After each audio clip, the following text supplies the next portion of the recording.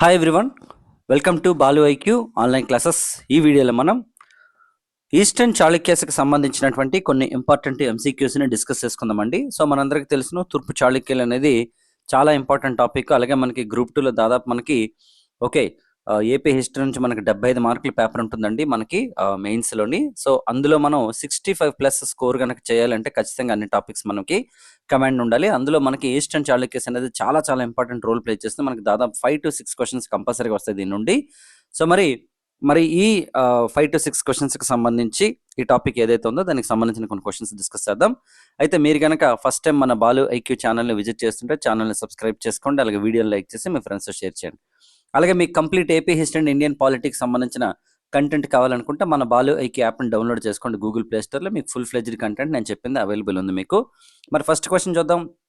మకరధ్వజ, విషమసిద్ధి బిరుదులు కలిగినటువంటి తూర్పు చాళుక్య రాజు ఎవరంట? చూడండి, మకరధ్వజ అలాగే విషమసిద్ధి బిరుదులు కలిగినటువంటి తూర్పు చాళుక్య రాజు ఎవరంట? ఆప్షన్స్: మొదటి విష్ణువర్ధనుడు, మొదటి విజయాదిత్యుడు, గుణగ విజయాదిత్యుడు, రాజరాజ నరేంద్రుడు అండి. ఆన్సర్ వచ్చేసి మనకి కుబ్జ విష్ణువర్ధనుడు అండి. అంటే కుబ్జ విష్ణువర్ధనుడు అన్న మొదటి విష్ణువర్ధనుడు అన్న ఒకటే అనమాట. ఎందుకంటే మనకి విష్ణువర్ధన అలాగే విజయాదిత్య అనే పేర్లతో చాలా మంది ఉంటారనమాట. ఫర్ ఎగ్జాంపుల్ తీసుకుంటే మనకి గుణగ విజయాదిత్యుడు తీసుకుందాం. గుణగ విజయాదిత్యుడిని మూడో విజయాదిత్యుడు అంటారు. ఓకే, మూడో విజయాదిత్యుడు మనకి ఎలా గుర్తుపెట్టుకోవచ్చు? గుణగ అంటే 3 అక్షరాలు కాబట్టి మూడో విజయాదిత్యుని గుర్తుపెట్టుకోవచ్చు మీరు. ఎందుకంటే రెండో విజయాదిత్యుడు కూడా ఇంపార్టెంట్ ఇందులో. ఎందుకంటే 108 నరేంద్ర మృగేశ్వర ఆలయాలని కన్స్ట్రక్షన్ చేయడం జరిగింది. అలాగే రాజరాజ నరేంద్రుడు తీసుకుంటే మనకి ఈయన సాహిత్య సేవ, ఓకేనండి, సాహిత్యానికి సంబంధించినటువంటి సర్వీసెస్ చేసిన వ్యక్తి అనమాట ఈయన.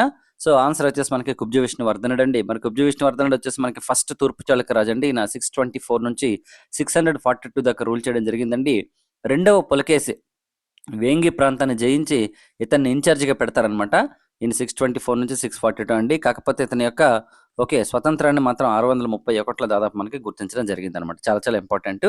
సో చూడండి, ఇక్కడ విషమసిద్ధి అంటే క్లిష్టమైన పరిస్థితుల్లో కూడా విజయం సాధించిన వ్యక్తిని అర్థం అనమాట. ఈయనకి ఉన్న బిరుదులు విషమసిద్ధి, మకరధ్వజ, ఇంకా చాలా బిరుదులు ఉంటాయి. నెక్స్ట్ అంటే త్యాగధేను అనే బిరుదు కలిగినటువంటి తూర్పు చాళుక్య రాజు ఎవరంట? త్యాగధేను అనేది ఎవరి యొక్క టైటిల్ అంట? చూడండి ఆప్షన్స్: రెండవ విష్ణువర్ధనుడు, ఇంద్ర భట్టారకుడు, మంగి యువరాజు, గుణగ విజయాదిత్యుడు అండి. మరి ఆన్సర్ వచ్చేసి మనకి ఇంద్ర భట్టారకుడు అండి. ఈయన వాస్తవానికి కేవలం 7 రోజులు మాత్రమే పరిపాలించిన వ్యక్తి అనమాట. కేవలం 7 రోజులు రూల్ చేశాడు. ఇతని యొక్క శాసనం తీసుకుంటే మనకి కొండ నాగూరు శాసనం అండి. కొండ నాగూరు శాసనం అనేది మనకి ఇంద్ర భట్టారకుడికి సంబంధించింది. మనం ఎలా గుర్తుపెట్టుకుంటామంటే కేవలం 7 రోజులే పరిపాలించి త్యాగం చేశాడని చెప్పేసి అలా గుర్తుపెట్టుకోవచ్చు, త్యాగదేను అని. సో ఇక్కడ చూడండి, కొండ నాగూరు శాస్త్రం చెప్తుంది ఈయనకి త్యాగదేను అని బిరుదు ఉందనమాట. ఇంద్ర భట్టారకుడు కూడా చాలా ఇంపార్టెంట్. ఒకసారి మనకి ఎగ్జామ్లో క్వశ్చన్ అడిగాడు ప్రీవియస్గా. పంచారామాలు అనే ఆలయాలు నిర్మించినటువంటి తూర్పు చాళుక్య రాజు ఎవరంట? అంటే ఇక్కడ పంచారామాలు అంటే మనకి 5 అండి. సో వీటిని పంచ అంటే 5 కదా మనకి.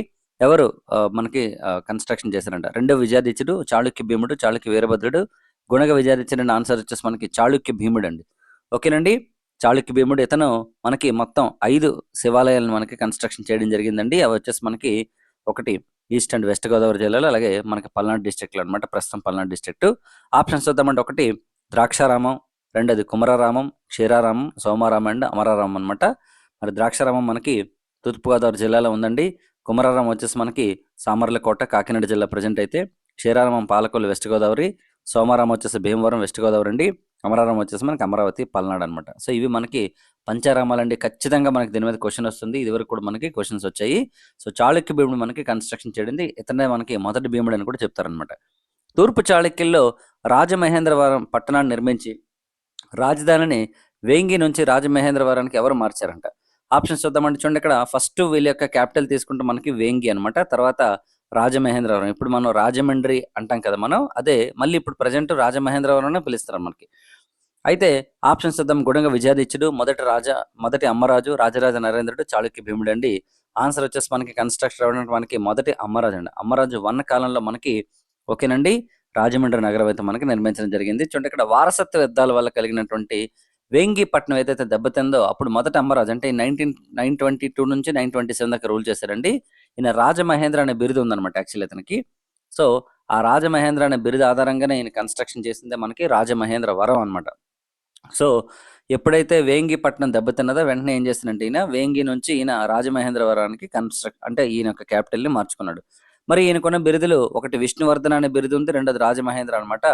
మరి ఇతను సేనాధిపతులు తీసుకుంటే మహాకాలుడు, నెక్స్ట్ బండనాథిత్యుడండి. మరి అలాగే మోస్ట్ ఇంపార్టెంట్ ఇతను చేకుర్రు తామ్ర శాసనాన్ని కూడా వేయించినటువంటి రాజు అనమాట. ఓకే, నెక్స్ట్ చూడండి, రాజరాజ నరేంద్రుడికి సంబంధించినటువంటి బిరుదుల్లో సరైనది ఏంటంట? ఆప్షన్స్ చూద్దాం. కావ్య గీతి ప్రియుడు, రాజరాజ నారాయణుడు, రాజ పరమేశ్వరుడు, అలాగే బరగంట భైరవుడు అండి. మరి ఇందులో ఏది కరెక్ట్ అంటే మనకి మొత్తం అన్ని బిరుదులు కూడా కరెక్టేనండి. మొత్తం 1, 2, 3, 4 అన్ని కూడా కరెక్టే అనమాట ఇతనికి సంబంధించింది. మరొకసారి తీసుకుంటే ఓకే, ఇతని బిరుదులు ఒకటి కావ్యగీతి ప్రియుడు, రాజరాజ నారాయణుడు, రాజ పరమేశ్వరుడు, బరగండ భైరవుడు, ఇవన్నీ కూడా మనకి ఈయనకి సంబంధించినటువంటి టైటిల్స్ అనమాట. మరి ఈ రాజరాజ నరేంద్రుడు ఎవరంటే విమలాదిత్య ఒక కొడుకండి. విమలాదిత్యుడు అనగానే మనకి ఒక క్వశ్చన్ గుర్తొస్తుంది మళ్ళీ ఏంటంటే, జైన మతాన్ని ఫాలో అయినటువంటి ఏకైక తూర్పు చాళుక్య రాజు ఎవరంటే మనకి విమలాదిత్యుడు. మరి ఈ రాజరాజ నరేంద్రుడు ఏంటంటే మనకి వివాహ సంబంధాల ద్వారా తన రాజ్యాన్ని పటిష్టం చేసుకోవడం జరిగిందండి. ఇతను రాజేంద్ర చోళుని యొక్క కుమార్తె అమ్మంగదేవిని వివాహం చేసుకున్నాడు ఈయన. అలాగే పశ్చిమ చాళుక్య రాజులకు సంబంధించినటువంటి ఎవరైతే అమ్మాయి ఉన్నారో రాకుమార్తె మలయవతిని కూడా పెళ్లి చేసుకున్నాడు ఈయన. సో మలయవతి అంటే మనకి శాతవాహనంలో కూడా వస్తారండి ఆ పేరు మనకి, కాకపోతే ఆమె వేరు ఈమె వేరు. మరి పశ్చిమ చాళుక్య రాజు జయసింహుని యొక్క సహాయంతో వచ్చినటువంటి 7వ విజయాదిత్యుడు, ఎందుకంటే 7వ విజయాదిత్యుడు కూడా మరో కొడుకు అనమాట.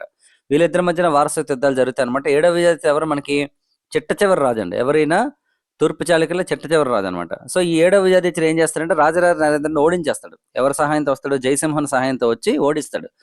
కానీ మళ్ళీ ఏమవుతుంది, రాజరాజ నరేంద్రుడు ఏవైతే కోల్పోయాడో వాటిని ఇప్పించడానికి వాళ్ళ మామగారు వస్తారండి. రాజేంద్ర చోళుడు వచ్చి కదిలిండి ప్రాంతంలో యుద్ధం చేసి 7 విజయాదిత్యుని ఓడించి మళ్ళీ రాజరాజ నరేంద్రుడికి అనమాట అప్పచెప్తారు. అలాగే కళ్యాణి చాళుక్య రాజు అయిన జయసింహ వల్లభుడు రాజరాజ నరేంద్రుడిని ఓడించి విజయాదిత్యుని మళ్ళీ రాజుగా చేశాడు. కానీ రాజేంద్ర చోళుడు మళ్ళీ జయసింహ వల్లభుడిని ఓడించి మళ్ళీ ఓకే తిరిగి రాజరాజ నరేంద్రుడికి అప్పగిస్తాడు. సో ఇలా ఏంటంటే మల్టిపుల్ టైమ్స్ అనమాట ఇతను ఓడిపోయినప్పుడు కూడా మళ్ళీ ఈయన రీస్టోర్ చేసుకుంటాడండి పవర్ని పశ్చిమ చాళుక్యుల సహాయంతో. సో అయితే రాజరాజ నరేంద్రుడు అనగానే వాట్ యూ రిమెంబర్ అంటే మనకి ఎక్కువగా తెలుగు సాహిత్యం అండి. నన్నయ్య ఆయన యొక్క ఆస్థానికం అనమాట యాక్చువల్లీ. సో కాబట్టి మనకి తెలుగు సాహిత్యం అనగానే గుర్తొచ్చేది మనకి రాజరాజ నరేంద్రుడు, చాలా పాపులర్ పర్సన్ ఆయన. నెక్స్ట్ క్వశ్చన్ చూద్దామండి. దానార్ణవుడు వేంగి సింహాసనాన్ని దక్కించుకోవడం కోసం ఏ రాష్ట్రకూట రాజు యొక్క సహాయాన్ని తీసుకున్నాడు? దానార్ణవుడు అనగానే మనకి ఏం గుర్తొస్తుందండి?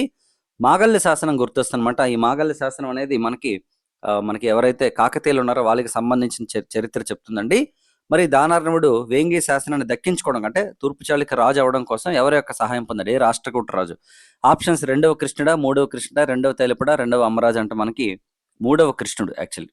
ఓకేనండి, చూడండి, రాష్ట్రకూట 3వ కృష్ణ యొక్క సహాయంతో తన సవతి తమ్ముడైనటువంటి అమ్మరాజు 2ను యుద్ధంలో చంపి సింహాసనాన్ని ఆక్రమిస్తాడు ఇతను. అయితే ఇతను పరిపాలించింది కేవలం 3 సంవత్సరాలే మనకి. ఎవరు? దానార్ణవుడు. మరి ఇతని కాలంలో తిరిగి కర్ణాటక రాజకీయాల్లో ఒక మార్పు సంభవించిందండి. ఇతను వేయించిన శాసనం మనకి మాగల్య శాసనం. ఈ శాసనం 2వ అమరాజు కాలపు రాజకీయ మరియు సాంస్కృతిక చరిత్రను గురించి చెప్పడం కూడా తెలుస్తుంది అనమాట.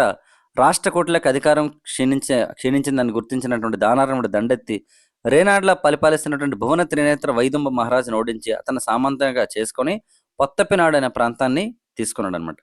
సో మరి 2వ అమరాజును వధించి దానార్ణవుడి సింహాసనాన్ని తీసుకోవడాన్ని అతను బావమరిది, అంటే ఎవరు బావమరిది? 2వ అమరాజు యొక్క బావమరిది ఏం చేస్తాడంటే జటాచోట భీముడు అనమాట ఇతన్ని. ఓకేనండి, ఇతన్ని ఓడించనమాట మళ్ళీ ఆ ప్రాంతాన్ని లాక్కుంటాడు. అంతేకాక దానార్ణవుడు పొత్తపి ప్రాంతాన్ని తీసుకోవడం కూడా ఇంకా ఆగ్రహం కలిగిస్తుంది అతనికి. సో దీంతో రాష్ట్రకూట రాజు చివరి 2వ కృష్ణుడు ఓడించి కళ్యాణి చాళుక్య రాజు అని 2వ తైలపుడు కళ్యాణి రాజ్య స్థాపన చేస్తారు. మనందరికీ తెలిసిందే, రాష్ట్రకూటుల తర్వాత మనకి కళ్యాణి చాళుక్యులు వస్తారు. 2వ తైలపుడు ప్రారంభించాడు. ఈ టైంలో జటాచోట భీముడు ఏం చేస్తాడంటే వేంగిపై దండెత్తి దానార్ణవుడిని వధించి వేంగిని ఆక్రమిస్తాడు అనమాట. ఇతని దాటికి భయపడిన దానార్ణవుడు కుమారులు శక్తివర్మ మరియు విమలాదిత్యుడు. ఇందాక చెప్పాం కదా, విమలాదిత్యుడి కొడుకే మనకి రాజరాజ నరేంద్రుడు అని చెప్పి. సో 2 కొడుకులు ఉంటారు అనమాట దానార్ణవుడికి, శక్తివర్మ మరియు విమలాదిత్యుడు అండి. విమలాదిత్యుడి కొడుకు మనకి రాజరాజ నరేంద్రుడు. వీళ్ళు ఓకేనండి వెళ్ళిపోయి తర్వాత చోళమండలానికి వెళ్ళిపోతారు అనమాట. సో ఇవి మనకి ఇంపార్టెంట్ క్వశ్చన్స్ అండి. ఇంకా మనం చేద్దాం అడ్మినిస్ట్రేషన్ రిలేటెడ్ కూడా మనం కొన్ని క్వశ్చన్స్ చేద్దామండి ఈస్టర్న్ చాళుక్యస్కి సంబంధించి. సో నా ఎక్స్ప్లెనేషన్ కనుక నచ్చినట్లయితే మన యూట్యూబ్ ఛానల్ని ఫాలో అవ్వండి. మీకు ఫుల్ ఫ్లెజ్డ్గా డిజిటల్ బోర్డు మీద మీకు కంటెంట్ అంతా చెప్పడం జరిగింది, ఏదైతే మనకి ఏపీ హిస్టరీ ఉందో. సో కాకపోతే కొన్నిసార్లు మనకి టైం పర్మిషన్ లేనప్పుడు, అంటే కొంచెం టైం మనకి అడ్జస్ట్ కానప్పుడు నేను మీకు ఈ వీడియోలు అంటే లైక్ ల్యాప్టాప్ మీద వీడియోలు చేసి మీకు ప్రొవైడ్ చేస్తానండి. సో నెక్స్ట్ వీడియో మళ్ళీ కలుద్దాం. Thank you so much and wish you all the best.